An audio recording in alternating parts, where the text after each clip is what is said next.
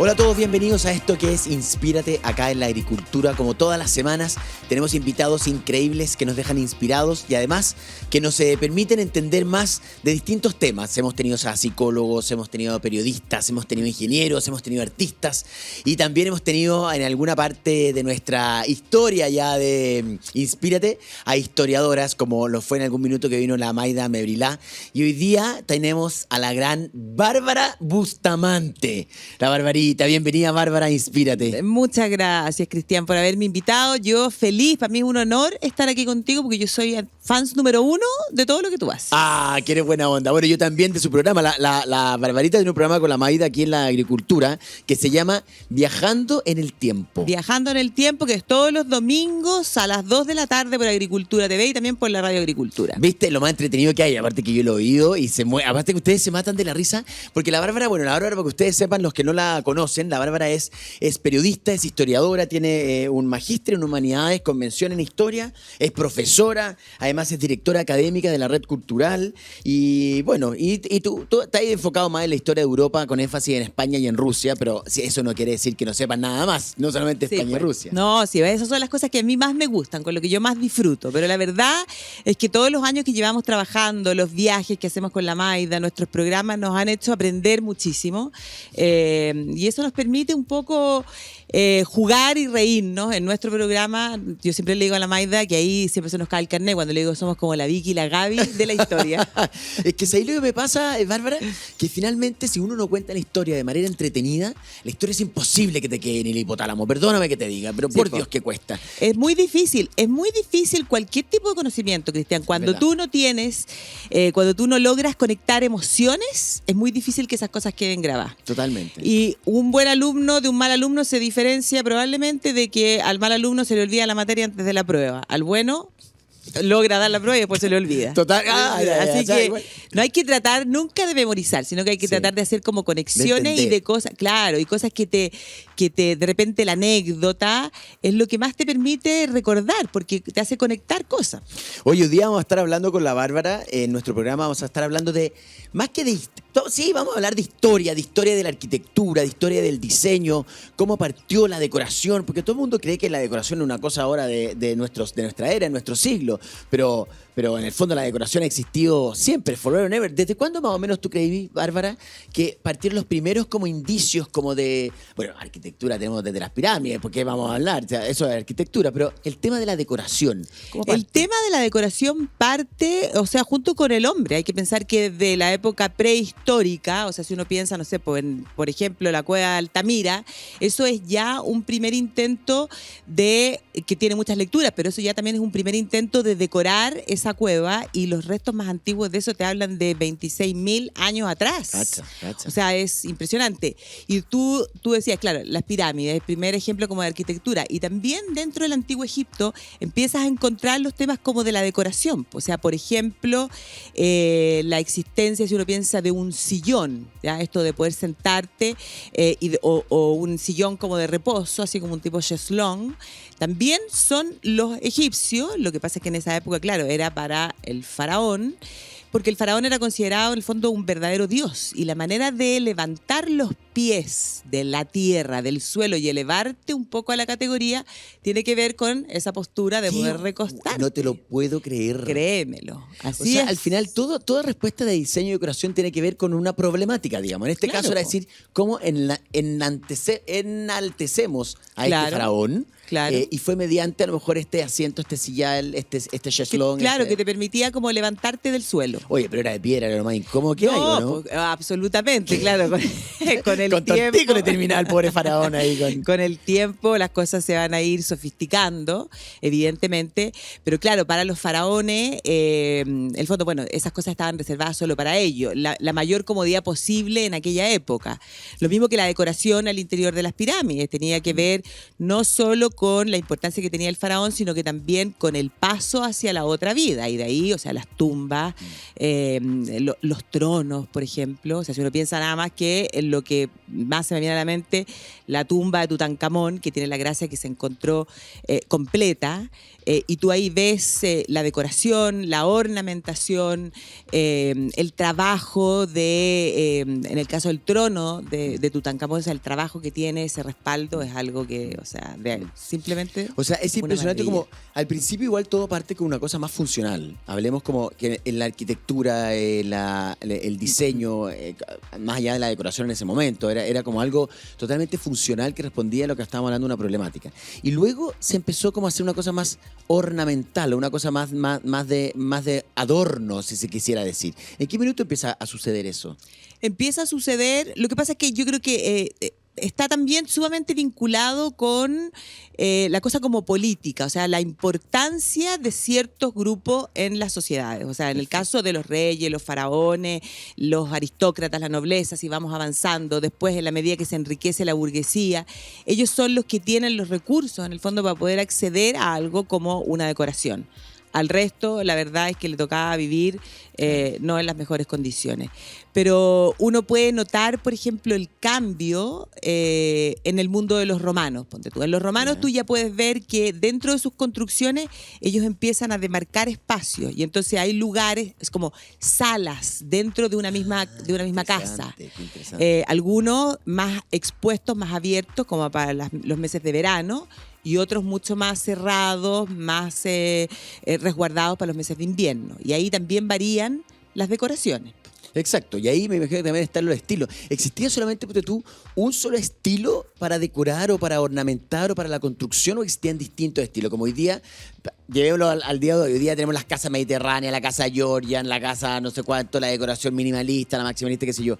En ese entonces, ¿existían, tú crees que distintos tipos de arquitectura, o la arquitectura romana es una? La arquitectura romana yo te diría que es una, con ciertas variaciones, porque si uno piensa en Pompeya, Herculano, que gracias a que quedaron sepultadas por la ceniza, en el fondo, y han sido redescubiertas, son ciudades que están casi completas. Claro. Y entonces tú puedes ver ahí que tienen una arquitectura que es bastante similar, ¿ah? Bastante, en el fondo, como sin mayores elementos que te salten la atención. Y con el paso del tiempo van a ir surgiendo distintos estilos y se van a ir retomando estilos, porque por ejemplo cuando uno habla del clasicismo es efectivamente porque se mira a lo que había sido la arquitectura, la decoración romana, y se toman elementos de ese clasicismo, de ese mundo clásico, en esta época del clasicismo. Y que lo vemos todavía también hasta hoy. O sea, de repente hoy día nosotros podemos ver casas hoy día, que se construyen hoy día, como con estas columnas, ¿no es cierto?, Claro. que tienen esta ornamentación arriba y todo el cuento, que son... Claro, estilos como por ejemplo también de construcción, como cuando tú dices una casa estilo Georgian. Claro. Eso viene de la Inglaterra, de la época de los Jorge, de los Claro. George. Entonces se establece ese tipo y entonces uno habla de la arquitectura Georgian. Ah, no te puedo creer. Oh, nunca lo había relacionado a la arquitectura Georgian de George. Claro, de los reyes que se llamaban todos Jorge, Tato, Jorge. Y Qué es- buena. Claro. Qué buena. Oye, y escúchame, espérate, ¿y cuánto se demoraban más o menos? ¿Habían ya especialistas en esto? O sea, ¿existía el arquitecto, el diseñador, el decorador? ¿Existía durante la historia? ¿Existe estas como carreras más específicas? Claro, la cosa se va a ir, en la medida que vamos avanzando en el tiempo, se va a ir sofisticando. Y entonces uno ve ya grandes cambios en el Renacimiento. Ya. Donde además hay que pensar que el Renacimiento se produce post-peste negra, y la peste negra, que es siglo XIV, en el fondo uno de los peores siglos de la historia, lleno de guerra y de tragedia, se va a producir la muerte de un tercio de la población. Hay algunos historiadores que dicen la mitad de la población de Europa murió en la Qué peste salvaje, negra. ¿eh? Y entonces eso va a generar que post-peste negra va a haber un auge económico extraordinario, porque van a haber menos personas que se van a repartir la misma torta. Y en la medida en que tienes más riquezas, algo muy propio del ser humano, viene un poco esta cosa como de mostrar, viene como un auge, y eso es lo que explica que al tener más recursos se produzca este florecimiento del arte. Bueno, es Y un renacer. Exactamente, y eso es el Renacimiento. Entonces hay más recursos y entonces vamos construyendo, vamos decorando. No sé si pensáis en Roma, la construcción de la nueva iglesia del Vaticano, había que tener una cúpula, esa cúpula tenía que estar decorada, había ingenios como Miguel Ángel que empezaron a decorar. Y entonces poco a poco se va a ir dando esta cosa como de especificar las labores dentro de la decoración. Y entonces comienzan a surgir también los pintores que se transforman en pintores de corte. Y para un pintor, el mayor éxito de su carrera era transformarse en ser pintor del rey. Ya. Y si tú eras pintor del rey, Ya. podías ir teniendo puestos al interior de la corte. Entonces no solo pintabas, sino que, por ejemplo, te tocaba organizar las fiestas. O te tocaba acomodar los aposentos reales, acomodar la ropa del rey. Ya. Y eso era lo máximo que Ya. te podía ocurrir. Sí, pues imagínate, ahí sí que era como. Estaba ahí, Imagínate. era un Imure del Claro, King. imagínate, o sea, uno de los mejores ejemplos, ponte tú, es la carrera que hizo como pintor real Diego Velázquez. Diego Ya. Velázquez, que era un sevillano, nació en Sevilla, se traslada a Madrid, él lo único que quiere es llegar a la corte, lo logra y comienza a pintar al rey, a su familia, y se Y cuando tú transforma. dices, comienza a pensar, es que los retrata. O sea, retrata. la primera forma de llegada, digamos, es los retratos, digamos.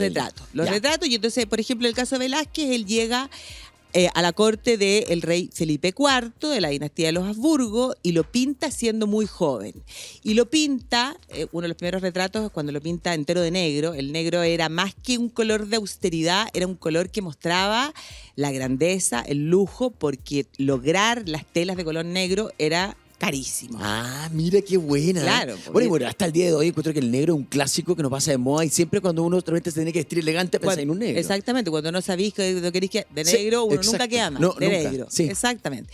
Y lo pinta, siendo muy joven, lo pinta con esa tradicional papada de los Habsburgo, así como un poquito papiche, diríamos, pero le da un aire de majestuosidad, o sea, era uno de los reyes más importantes de aquella época. Y a partir de ese primer retrato, él se queda en la corte y lo va a pintar en muchas ocasiones, a él, a su señora, a los hijos, y lo pinta montado a caballo, lo pinta cazando, lo pinta paseando con sus perros por los jardines, lo pinta en las batallas, o sea, y se transforma en ese pintor. Pero además... Y el regalón. Y el Ese era regalón, el regalón. el regalón, exactamente. Y además era el que se tenía que dedicar a la decoración de los salones. Pero ¿cómo empieza a pasar eso? ¿Cómo empieza como a decir, ya, el pintor empieza como a adquirir este como rol más relevante dentro de la decoración o empezar a opinar ya de otros tipos de cosas, de la elección a lo mejor de las telas, del mobiliario? Claro, porque finalmente el pintor real se transforma como en tu director de imagen. O Claro, sea, ya, perfecto. Claro, el director de arte. Claro, en el director de arte, el que tiene que hacer la cosa marquetera. Y todas estas cosas, los retratos, las fiestas, la construcción de palacios y de salones, tenía que ver con mostrar tu poderío, po. O sea, al final de cuentas eso es. O sea, no dentro puedo de la- ser menos. De hecho, que la los demás. pirámide, los artistas que estaban ahí al lado del rey tenían una muy buena posición Claro. social. O sea, y eso pasa, ponte tú, por eso te nombraba Velázquez, porque eso pasa fundamentalmente a partir de Velázquez, porque hasta Velázquez los pintores muchas veces podían ser considerados como un oficio más vil. ¿Fijáis? Ya. Como un oficio más bajo y las familias no querían que sus hijos fueran pintores. Pero con Velázquez la cosa se comienza a transformar. Y eso Velázquez me está hablando igual a nivel europeo, en general, digamos, claro. Italia, Y Francia, claro, Inglaterra. a partir de ahí comienza como a surgir estas figuras pues, de mira estos que- pintores. o sea, le debo harto a Velázquez yo, ¿ah? Le Sí. debes a Velázquez. Mira qué sí, bueno, po. voy a investigar de Velázquez. Claro, piensa que él, pues tú en Las Meninas, Ya, Las Meninas de Velázquez. Ya, en Las Meninas de Velázquez, él está pintando en uno de los salones del palacio y está pintando a la familia en medio como de la cotidianidad, o sea, es como que está ahí en el living de tu casa y está el pintor real pintándote en el living. Y eso antes no pasaba, o sea, él no está pintando en un taller cochino, sucio, por allá lejos de los aposentos reales, está pintando en los salones del rey. ¿Y Da Vinci? Lo que pasa es que, claro, Da Vinci es muchísimas cosas, o sea, también pinta. Sí, Lo que pasa es pero que mucho más que pintor. que era Exacto, muchísimo era un más que ingeniero, pintor. este gallo. Era un ingeniero, era arquitecto, era inventor, o sea, era por eso decimos, es como siempre el ejemplo de lo que es un polímata. Claro. Y claro, Da Vinci también va a trabajar para las familias más importantes, primero en los distintos reinos de Italia y después tenéis que pensar que Da Vinci va a terminar en la corte del rey de Francia, Francisco I, y Francisco I es un rey también fundamental en el proceso del fortalecimiento del poder del monarca, o sea, de quitarle un poco el poder a la nobleza feudal y concentrar el poder en su figura, y eso es lo que hace que este Francisco Potú sea el que construye todas las bellezas de los palacios y los chateaux en el valle, en el Valle del Loire, en Francia, o sea, Chambord, todos esos palacios que uno dice broma, son todos de esa época. Y Da Vinci va a terminar viviendo en la corte del rey Francisco I. Siempre se dice, que es leyenda, que Da Vinci murió en los brazos del rey Francisco I. Y eso es lo que hace que Da Vinci está enterrado en Francia. Mira, oye, espérame, entonces al final era como cool ser amigo como de esto, de esta como bohemia, digamos, de la historia, ¿o no? Era como, Claro. a los reyes, aparte de ser cool, también les otorgaba. Claro, parte de ser cool era tener dentro de quienes trabajaban para ti a pintores de renombre, po. Y eso es lo que permitía además que los dejaran, por ejemplo, todos los pintores en general querían ir a Italia, querían ir a Roma, querían para ver el mundo clásico. ¿Roma la llevaba? Roma la llevaba porque Roma era el recuerdo de lo que había sido la capital del Imperio Romano de Occidente. Bueno, claro. En Roma están las construcciones las más fantásticas de la época, o sea, el Panteón de Agripa. No, es que es una o sea, cosa. es una cosa que Para no quedarse- sí, para ponerse a llorar. para ponerse a llorar. Sí. Entonces estaba eso, y además después todo lo que deja el Renacimiento, y no solo Roma, Venecia, por los colores que habían introducido los pintores venecianos. Entonces era como una obsesión y que va a continuar a lo largo de la historia. Después ponte tú los románticos, o sea, Byron, Shelley, y todos esos también pues sueñan y que nada más romántico que irte a morir a Roma, po. Y esos son los que iban marcando como la tendencia, ¿o no? Porque Claro. hoy día uno ve de repente que hay ciertos diseñadores o ciertos decoradores o ciertos arquitectos a nivel mundial que van marcando una pauta y van marcando tendencia, y hay otros que lo van que lo van siguiendo. Eso también Sí. pasa eso a lo largo de la historia, ¿no? Claro, son como podríamos decir hoy día, como los influencers. Claro, claro. los influencers de la historia. Da Vinci era un influencer total, ¿o no? Total, pues total. Y después si uno piensa en las mujeres, yo te diría que a la que uno primero puede catalogar de influencer en la historia es a la emperatriz Eugenia de Montijo, que esta es posterior porque es ya del siglo XIX. Ella era una española que había nacido en Granada, pero que se casa con el que va a ser el emperador Napoleón III, el sobrino de Napoleón Bonaparte, Ya, Napoleón I. ya. Y ellos van a fundar el segundo imperio francés. Ellos son los que van a hacer de París la ciudad que entendemos hoy día, porque ellos son los que contratan a Haussmann o Haussmann, que es el que hace toda la Que remodelación. diseña París. Diseña digamos. París, Haussmann. claro. Yo lo Haussmann. aprendí. Oye, yo debo reconocer de que fui a un conversatorio hice una vez con la, Sí, porque con la Maida. que hacemos en el restaurante En el Toro. de- Exacto, ¿todavía lo siguen haciendo? Todos los lunes. Oye, te juro para que vayan, yo fui al de Francia y te lo juro que aprendí mucho porque fue muy dinámico, y aprendí que Haussmann fue el arquitecto que diseñó el actual París que Claro, conocemos hoy actualmente. Los ¿cierto? boulevards y la Rue de Rivoli y todo eso. Oye, que está entrete esta conversa con la Bárbara, se me pasa volando cuando empezamos a hablar de una historia entretenida. Pausa y volvemos acá en Inspírate por la Agricultura. Encuentra tu Sanyong en el Cyber Day. Toda la familia de Sub y Pickup con descuentos increíbles durante el 29, 30 y 31 de mayo. Ingresa ya a la store de sanyong.cl.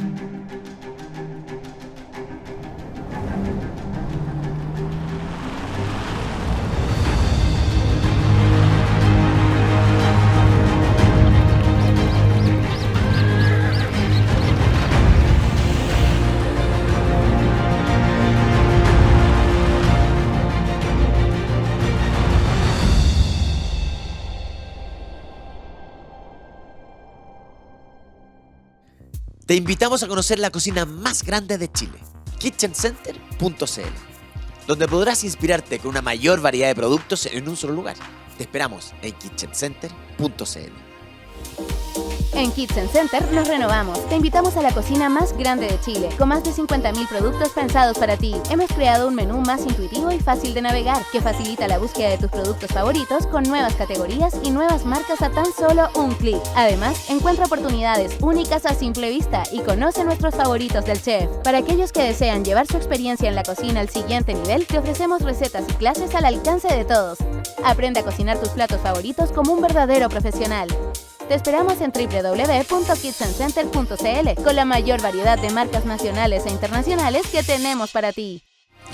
Ya estamos de vuelta acá en Inspírate por la Agricultura, conversando con la Bárbara Bustamante, historiadora, que nos hemos entretenido. Lo estamos pasando increíble. No, me encuentro yo, encantó. ¿cierto? Es que me encantó lo de los influencers. ¿Cuáles son para ti los influencers de la historia? No, pero es lo que te estaba contando. O sea, en cuanto a mujeres, Ya. la Eugenia Montijo. O Ya. sea, esta mujer que se va a transformar en emperatriz de Francia, cuando Francia se transforma, cuando es la época de las exposiciones universales que se construían. Eso. Y ahí fue cuando hicieron la Torre Eiffel, po. Claro, en una, porque van a haber varias. Entonces la Torre Eiffel va a ser para una tercera o cuarta exposición universal que se hace en París, que era la Torre Eiffel era en el fondo la puerta de entrada a la exposición. Claro. O sea, uno entraba por la parte de abajo, esa era la puerta de entrada. Imagínate Claro. lo que era la construcción después. No, O sea, genial. increíble. Pero esta Eugenia Montijo, siendo española y que los franceses no la querían tanto, o sea, era como extranjera, ella hace todo lo posible por fortalecer las marcas, o sea, como la denominación de origen. O sea, ella se preocupaba de su vestimenta no por frivolidad, sino que porque lo hacía para favorecer a las empresas o a los productores de telas francesas. Ah, mira. Después lo mismo con su joya. También, la producción nacional, ¿entendí? Claro. Piensa tú que la Eugenia Montijo usaba en esa época eran las crinolinas, con estos vestidos con los esos vestidos polizones. gigantes. O sea, claro, con esos armados que había que... Lo más cómodo que hay. Imagínate bailar. No, con eso. imagínate no podía ir sentarte, bailar no, que ir apretado. al baño. O sea, le dieron ganas de hacer pipicito a la No, pobre no y se fregó. puede, no. Tiene que ir como con un séquito. No se puede, claro. Y entonces ella además viajaba mucho y entonces para poder guardar esos armazones, esas crinolinas, un jovencito en esa época comenzó a hacer maletas. Ya, qué entretenido. Ese jovencito, ¿sabéis quién es? ¿Quién? Louis Vuitton. Louis Vuitton. Imagínate. El ¿Cachai? Lucho. Exactamente, Ah, el Luchito Lucho. partió. Luchito partió. Luchito partió trabajando para la emperatriz Eugenia. Ah, pero siempre llegó arriba. ¿Ah? Sí, Siempre estuvo pues, arriba. Partió de arriba. Sí, siempre no partió de abajo. Partió de arriba el Luchito, así que no te vengáis a mirar las partes. Con razón ahora es tan exclusivo. Claro, exactamente. Entonces, un poco Ay, como qué ir tete. imponiendo estilos, moda. Ponte tú, ella también, Claro. hay un sombrero que usa la realeza, que es muy típico que usa hoy día la Kate Middleton, o sea, la princesa Sí. de Gales, que es ese sombrero que es de fieltro, Sí. que se pone de lado, Perfecto. que tiene como un velito Sí. y como unas especies de pluma. Ese es el sombrero emperatriz. Y eso también es una moda que impuso la Eugenia de Montijo. Ah, no te puedo creer. La Eugenia de Montijo también introdujo... ¿Cuántos años tenía la Kenita? Ella se casa cuando tenía 26 años. Ya. Y vive, Eugenia Montijo vive, bueno, le toca ver la muerte de Napoleón III, que muere en 1870, después se muere su hijo, y ella vive hasta después de la Primera Guerra Mundial, o sea, ella ve pasar casi el siglo entero porque vivió muchísimo, y al final de sus días pasaba su tiempo entre estar en Inglaterra, porque allá se trasladaron después de que se pone fin al Segundo Imperio, y Madrid, porque ella estaba emparentada con los duques de Alba. Y los duques de Alba, o sea, de las familias más importantes Sí, en pues. España. Pues. Sí. Entonces ella pasaba entre el Palacio de Liria y su casa. Y la duquesa de Alba que existió ahora, que se murió hace poco, es de Sí, ahí. pues, claro, son de la misma familia. Ah, Descendientes. mira, ¿Cachai? los Alba la Todo- llevan. Todo emparentado. Oye, ¿y dónde vivía esta gente? Con Napoleón, o sea, en el fondo con... ¿Dónde vivía esta- Ellos... Tenían ya... Porque el Palacio de Versalles después. el Palacio de Versalles es antes. El Palacio de Versalles es de la antes. época... Claro, es de la época de Luis... parte con Luis XIII, pero el Versalles que nosotros conocemos hoy día es Luis XIV, o sea, siglo XVII. Ya, perfecto. La Eugenia de Montijo es del siglo XIX, Ya. o sea, es posterior. Lo que ocurre, después podemos hablar de Versalles, lo que ocurre es que Versalles va a ser la residencia de los reyes desde Luis XIV hasta Luis XVI, porque a ese Luis es al que le estalla la Revolución Francesa. Y cuando estalla la Revolución Francesa, los reyes se trasladan a vivir nuevamente a París, al Palacio de las Tullerías, que hoy día no existe, pero que es, o sea, existe una parte. El palacio original no existe porque se quemó, pero existe el Palacio del Louvre, donde está el museo. Ahí residían, vivían claro, los reyes. ahí, exactamente. Espérate, y de Versalles. Ahora hablemos de Versalles. ¿Cómo parte Versalles? No. O sea, no debe haber sido lo más ególatra que hay ese, ¿o no? Versalles es realmente lo máximo. Y además que Versalles, para el mundo del diseño, de la decoración, tiene muchas cosas importantes, porque claro, hoy día uno no sé, pues yo no me imagino mi casa al estilo versallesco total, porque está todo recargado, o sea, granates dorados, pero yo creo que todos de repente le ponemos sudoré a alguna cosa. A mí me gusta el dorado. Total. Claro. Total, aparte que el orden, la simetría, los jardines, por eso, o sea, claro, todo eso está muy arquitectónico. No, eso, pues en eso tienes toda la razón. Y ese es un análisis, lo que acabas de hacer es un análisis filosófico de lo que significa Versalles. Ya. Porque mira, Versalles parte como un pequeño coto de casa, o sea, un lugar para ir a cazar, del padre de Luis XIV, que era Luis XIII. Ya. Y cuando llega Luis XIV al trono, era muy niño. ¿Cuántos años tenía? 4 años cuando se muere el padre. Entonces primero tiene que reinar con la regencia de su mamá. ¿Ya? Pero espérate un poco. ¿Era rey a los 4 años? ¿Ya uno lo catalogaba como rey? Claro, po. O sea, piensa tú que Luis XIV, por la personalidad que tenía, desde el momento en el que nace, a él lo bautizan como el Dios dado, o sea, como un regalo de Dios, porque de hecho sus papás estuvieron casados y pasaron 23 años hasta que nació el heredero al trono francés. Entonces cuando nace, olvídate. Ya. O sea, era... fue No, brutal. y además a él lo crían como un verdadero Rey. tapón de océano. Ya, ya. ¿Cachai? O sea, es lo Imagínate, máximo. un tapón, claro. O sea, su personalidad Claro, un poco po. ególatra se entiende desde chico. Desde chico. Y entonces él, antes de tomar el poder, va a tener la regencia de su madre, va a tener al cardenal Mazarino, que lo prepara, que lo enseña, se le va a sublevar la nobleza y él va a llegar un momento que va a decir, esto se acabó y ahora yo voy a reinar. ¿Cuántos años tenía?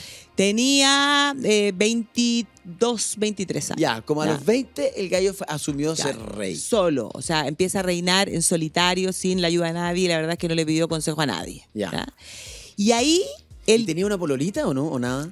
Muchísimo. Ya. No, Ya, era bueno para la polola. tenía una alta autoestima, un alto concepto de sí mismo y Ya. una libido. ¿Era guapo? Mira, dicen que era muy guapo, de joven, muy deportista. Las mujeres caían rendidas a los pies de él, o sea, envueltas en llamas. Ah, no. Pero bueno, era rey, po. ¿Cómo no caer envuelta en llamas de la figura de un rey? Obvio. ¿Ya? Y él tenía... mira, era como, la verdad es que es como un actor que lo que siempre hizo fue representar a la perfección el papel de ser rey. Ya. Y entonces, él además bailaba ballet. ¿Ya? Ya. Y- o sea, tenía cero No, prejuicios además frente a claro. cosas que a lo mejor pueden ser... Claro, y él consideraba que tenía muy buenas piernas. Y por eso, si tú te fijas y buscas en Google, después pones Luis XIV, te vas a dar cuenta que en todos los retratos él siempre aparece con una pierna al aire. Ah, no, pero qué Muestra la personaje, Luchito, te pasaste. Te juro. Entonces él dice, yo tengo que concentrar el poder. Y entonces toma ese pequeño palacio de su padre y lo empieza a ampliar. Hoy día piensa tú que Versalles son 800 hectáreas, originalmente eran 8.000. Wow. 700 habitaciones. Y en el fondo son 3 palacios, porque está el Palacio de Versalles, el que todo, y después está el Petit Trianon y el Gran Trianon, más las hectáreas y hectáreas de jardines. Y tú decías que es simétrico, es ordenado, y eso es porque eso coincide con el momento en que se produce un cambio filosófico importantísimo, que es cuando surge el racionalismo de René Descartes. Y René Descartes era matemático. Y entonces crea esta filosofía racionalista que pone al hombre en el centro, señalando que lo que define al hombre es su racionalidad. Y ese cambio filosófico va a cambiar la visión del mundo occidental del teocentrismo, o sea, de tener a Dios en el centro, al antropocentrismo, a poner al hombre en el centro. Y entonces, a partir de ahí se produce un cambio en el arte, y en el diseño, y en la política, y en todo. Porque ya no era Dios lo más importante, sino que el hombre. Y entonces la arquitectura se vuelca a eso. Y en el caso de Versalles, lo más importante de Versalles es el rey, no Dios. Lo que está en el centro de Versalles es la cámara del rey, no la capilla. La capilla se construyó después y ahí como a un ladito. ¿Cachai? Wow. Pero eso es heavy. Y O sea, ese cambio es heavy. O sea, es un cambio de paradigma del occidente que va a cambiar todo.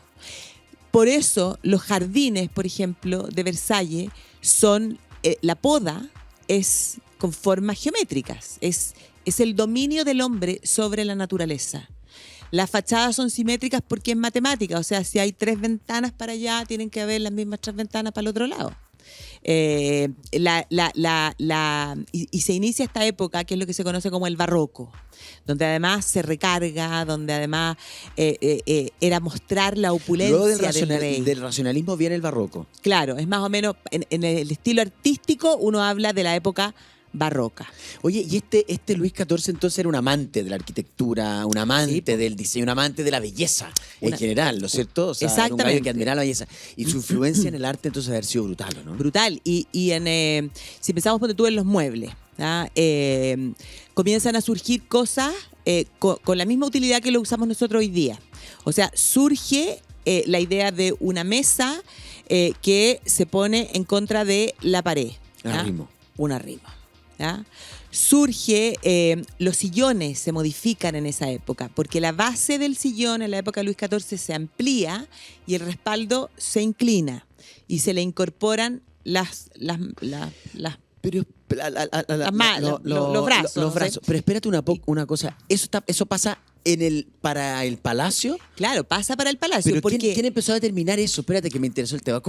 ¿Quién fue el que dijo, oye, hazme esta hueá más cómoda? Claro, todo fue dirigido por Luis XIV.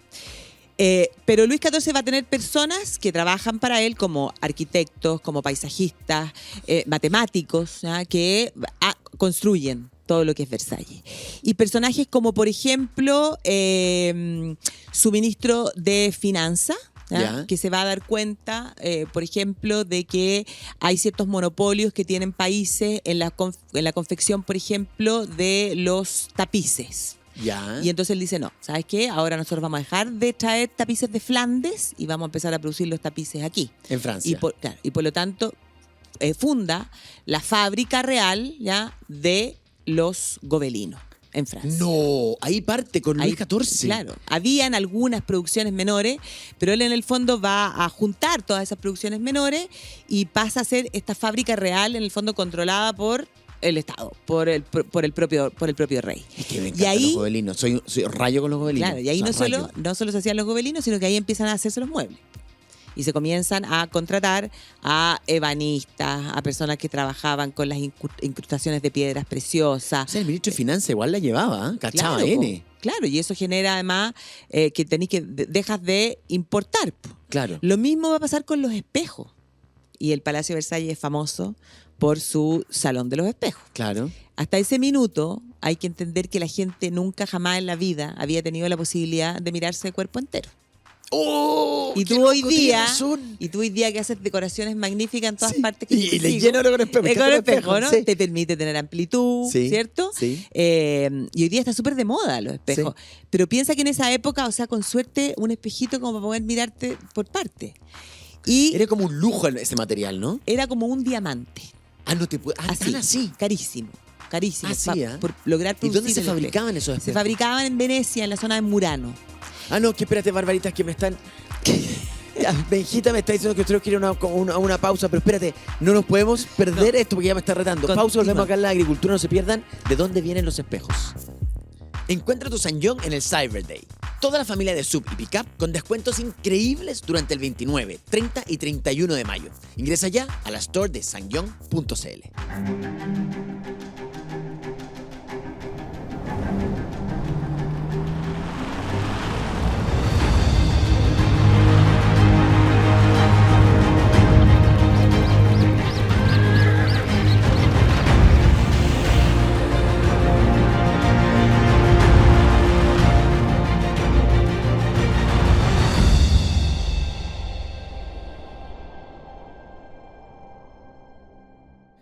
Te invitamos a conocer la cocina más grande de Chile, kitchencenter.cl, donde podrás inspirarte con una mayor variedad de productos en un solo lugar.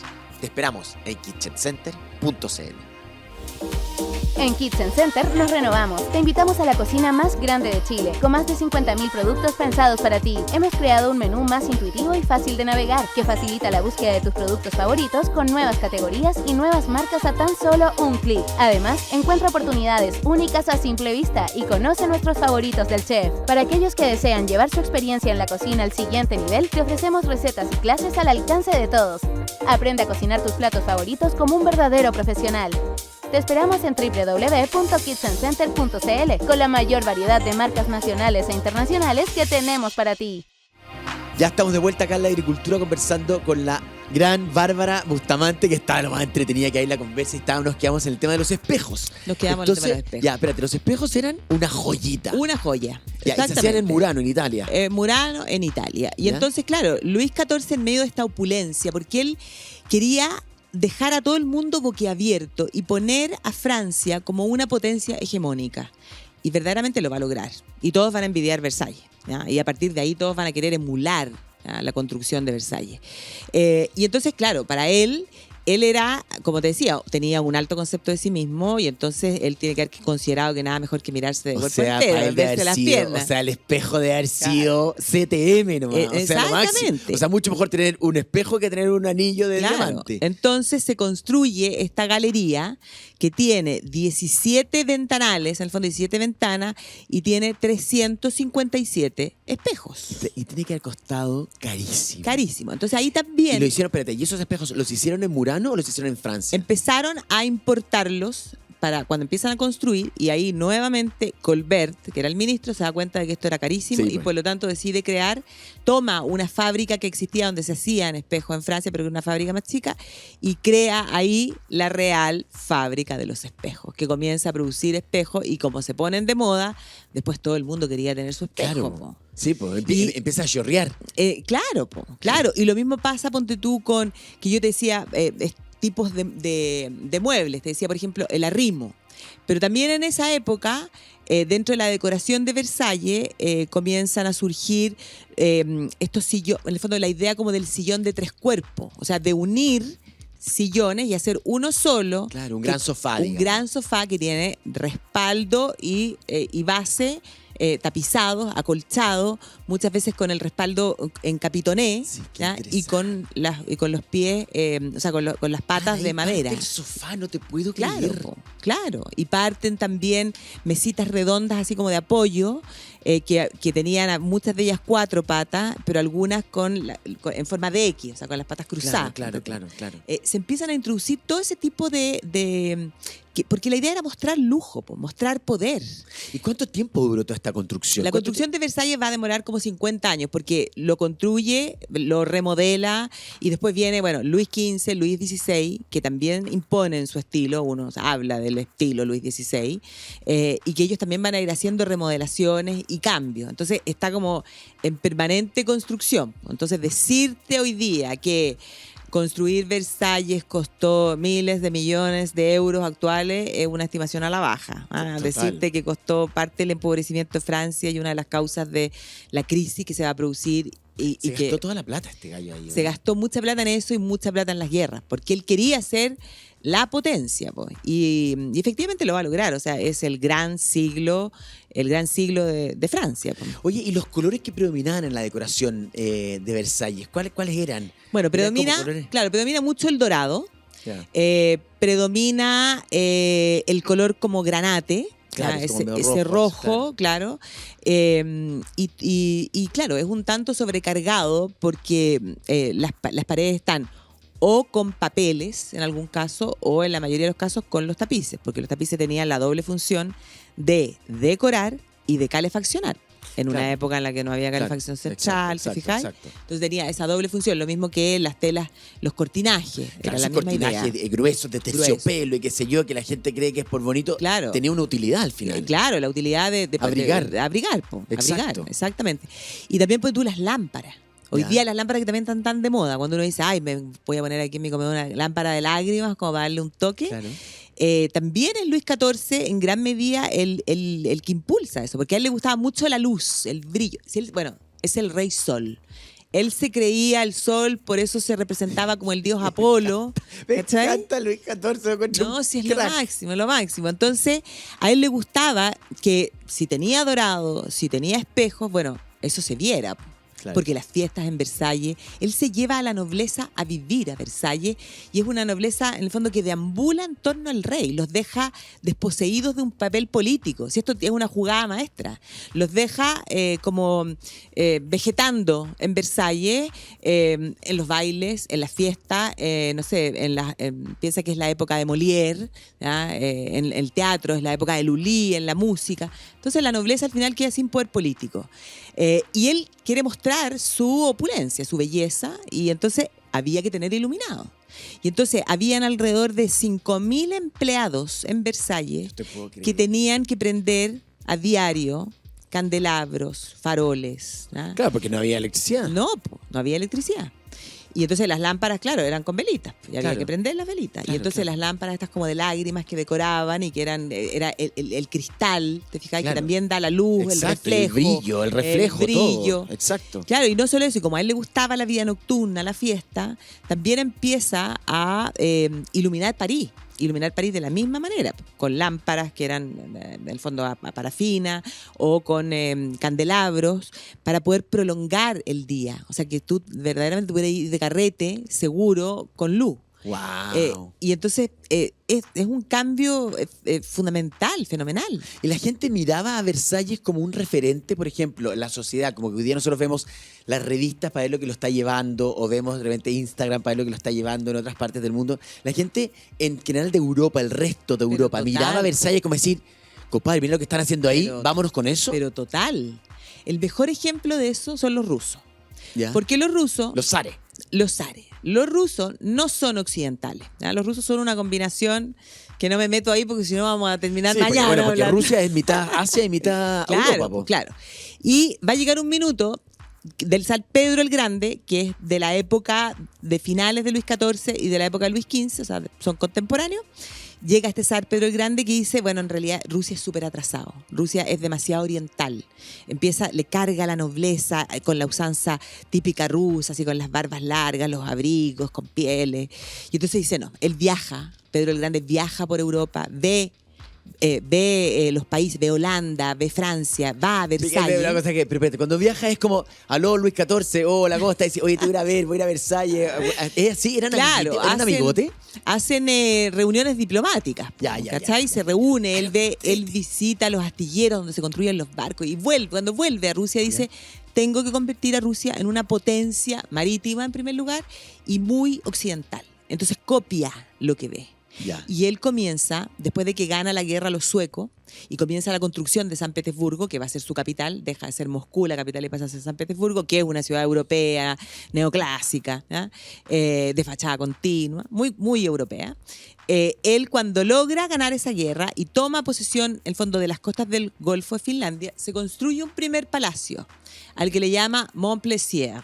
Ya. O sea, mi placer en francés. Y se le puse en francés. En francés. ¿Ya? Y ese es un O sea, súper. Francés la lleva. O sea, Claro, Francia. pues. O sea, Luis XIV marcó una tendencia, compadre, impresionante. Total. Y después, ahí mismo, unos kilómetros más atrás, se construye el Palacio de Peterhof.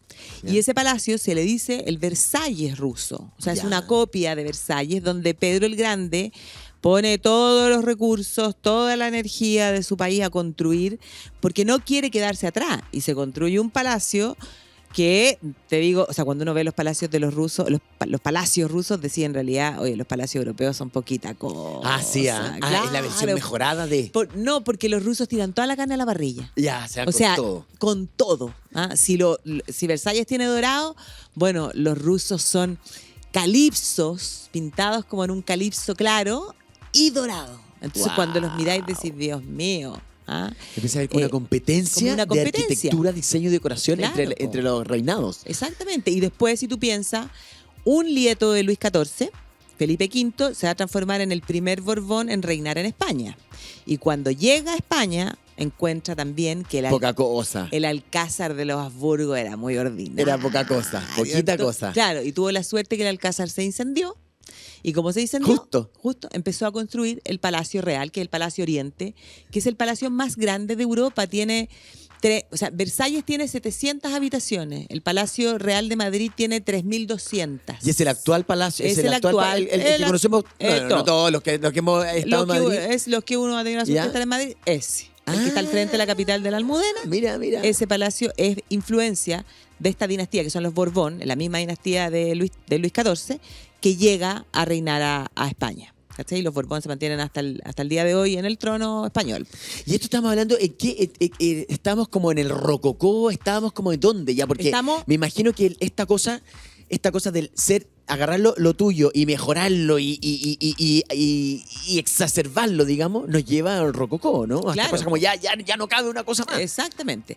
De esta época barroca, que es Versalles, la construcción de Versalles, va a venir el periodo que se llama de la Regencia, que es la época de Luis Felipe de Orleans, después viene Luis XV, y ahí empezamos a avanzar hacia el periodo del Rococó. Hay un periodo en el que nuevamente se vuelve a mirar lo clásico, ¿ya? Y se inicia el neoclasicismo. Yeah. Y entonces hay, por una parte, como este neoclasicismo de unas formas más simples, la cosa de nuevo como más geométrica, y luego el estilo rococó, ¿ya? Donde efectivamente se produce toda esa mezcla de colores, de formas, de texturas, de, no sé, por las telas, los brocados. Y eso pasa tanto en Francia como en Rusia, empieza a pasar en España ya. Exactamente, y se comienza, claro, son tendencias que se van a ir extrapolando a los distintos lugares. Y entonces cuando tú llegas después, si pensamos en el caso ruso, llegas al tiempo de Catalina la Grande. Vas a tener que, no sé, pues Catalina la Grande en el Palacio de Verano, va a hacer modificaciones del palacio que, o sea, hay una parte que ella construye al estilo neoclásico, pero hay otros al interior, decoraciones que son absolutamente rococó, ¿verdad? O sea, piensa tú que ese palacio tiene hasta un salón de ámbar, o sea, la decoración... No te puedo creer, todo con ámbar. Todo. Ya, pero esa cuestión es un lujo asiático. Ese es un lujo asiático. O sea, en Rusia hay ámbar y se decide construir, se lo regalan, es un regalo de hecho que recibe Pedro el Grande, y después va a ser su hija, y en tiempo posterior que con ese ámbar se va a hacer todo un salón, que está todo completamente revestido de ámbar. Y ese salón tiene una gran historia porque después, en la época de la Segunda Guerra Mundial, ya en el siglo XX, cuando los nazis invaden Rusia, la ciudad de San Petersburgo no cae, queda sitiada, pero como este palacio se encuentra en las afueras de San Petersburgo, efectivamente los alemanes se van a saquear, van a incendiar, van a destruir el palacio, cualquier desmán, y se van a llevar ese ámbar. Y ese ámbar, la verdad es que el original hasta el día de hoy no se sabe dónde está. En la casa de algún millonario, algún jeque. No te puedo creer. Claro, pero los alemanes después donaron el ámbar para reconstruir el salón. Y hoy día uno lo ve y es una copia exacta del original, que es para llorar a grito. No, debe ser impactante. No, impactante. Yo que no he ido a Rusia, debe ser una cosa... No. Bueno, ahora, yo iba todos los años a Rusia, Yeah. porque de mis lugares favoritos. Pero bueno, lamentablemente hoy día con la invasión de Rusia a Ucrania está imposible. Sí. Pero confiemos en que algún día vamos a poder ir. O sea, de todas maneras. Hacemos un inspírate desde allá. O sea, sería increíble. Oye, escúchame, ¿y Inglaterra no se metía en esta situación? ¿Inglaterra no se mete aquí? ¿Inglaterra corre por un carril propio o qué? Lo que pasa es que Inglaterra tiene como buena isla, empiezan a vivir desde la época de la Isabel I, que es la hija de Enrique VIII, que sí se establecen sus propios estilos, porque se piensa el estilo Tudor. Es propio de la dinastía Tudor que reina en Inglaterra. Pero ellos viven esta como splendid isolation, o sea, somos isla, no somos el continente, nosotros bajamos al continente, entonces tienen como su propio desarrollo, sus propios estilos. Y entonces, claro, está el estilo Tudor. Después, bueno, las influencias del racionalismo se van a ver claramente cuando se incendia, ponte tú, Londres en el año 1666, o sea, en el año de la bestia, se incendia Londres y se destruye casi por completo. Viene Christopher Wren, que es el arquitecto, el que construye el Londres que entendemos hoy día, muy también como en ese estilo más neoclásico, bastante más sobrio. Si uno mira, ponte tú, la Catedral de San Paul, originalmente era una catedral. Hay que pensar además que en Inglaterra se produce la reforma religiosa. Y entonces eso también habla como de un cierto puritanismo, incluso en las formas y en la decoración. O sea, todo tenía que ser más simple, más austero. Siempre han sido así los ingleses, ¿no? Claro. Como más austero. Claro, y después los retoques posteriores que tiene San Paul, que de hecho yo creo que Christopher Wren se debe revolcar en la tumba, son cosas que se hicieron posteriores. Como para darle... Por eso, pero Inglaterra no tiene como su Versalles, ¿no? No tiene esa cosa como ya... Como el final de los fuegos artificiales. Así como, Claro, probablemente... Porque claro, uno mira el Palacio de Buckingham y a pesar de que es grande sí, y todo bueno, eso, pero es... palacio, claro, es un palacio, pero uno lo mira por fuera y como que es bastante austero se ve. Es un palacio gigante, pero no ves una cosa como un lujo opulento, asiático por fuera. Pero yo creo que lo más lujoso tal vez es Hampton Court, que era la corte de Enrique VIII, que ahí había un palacio que pertenecía a uno de los cardenales y que la verdad a Enrique VIII le gustó mucho el palacio, entonces le dijo al cardenal, ¿sabes qué? Me lo vas a tener que donar, pasa para acá. No puede ser que tú tengas algo mejor que yo.